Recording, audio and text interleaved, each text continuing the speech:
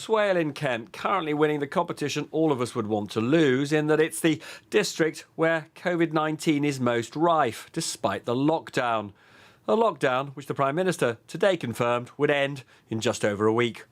For the first time since this wretched virus took hold, we can see a route out of the pandemic. But the incidence of the disease is, alas, still widespread in many areas. So we're not going to replace national measures with a free-for-all of the status quo anti-COVID. We're going to go back instead to a regional tiered approach. And another but. I'm sorry to say we expect that more regions will fall, at least temporarily, into higher levels than before. From 1 second past midnight on December the 2nd, we'll be able to go to non-essential shops again, and also to hairdressers and other personal care providers. Gyms will reopen, outdoor sports will resume, and entertainment venues will operate with strict limits on audience sizes. But wherever we live, there'll be restrictions. In Tier 3, pubs and restaurants will be takeaway service only. There'll be no mixing with those from other households indoors or in most outdoor spaces. Wedding receptions will be banned. In Tier 2, pubs and restaurants will have to serve proper meals, not drinks only. We'll only be allowed to mix with people outside our households if we're outdoors. And in Tier 1, the rule of 6 will be back to control how many people we can mix with, and pubs and restaurants will be table service only.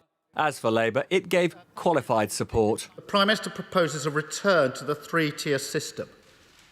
That's risky, because the previous three-tier system didn't work. Which local areas will be in each tier? This is the red-hot question. This is the question everybody's going to be asking over their kitchen table tonight. And one Tory MP gave no support at all. The last ruler that told us how we may or may not celebrate Christmas was Oliver Cromwell.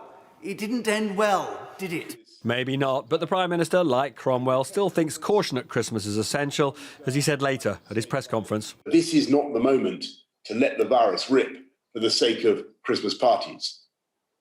'Tis the season to be jolly, but 'tis also the season to be jolly careful. When do you think that there will be no tiers and no government regulations constraining our social and economic lives? With a favourable wind, we should be able to inoculate, I believe, on the evidence I'm seeing, the vast majority of the people who need the most protection by Easter.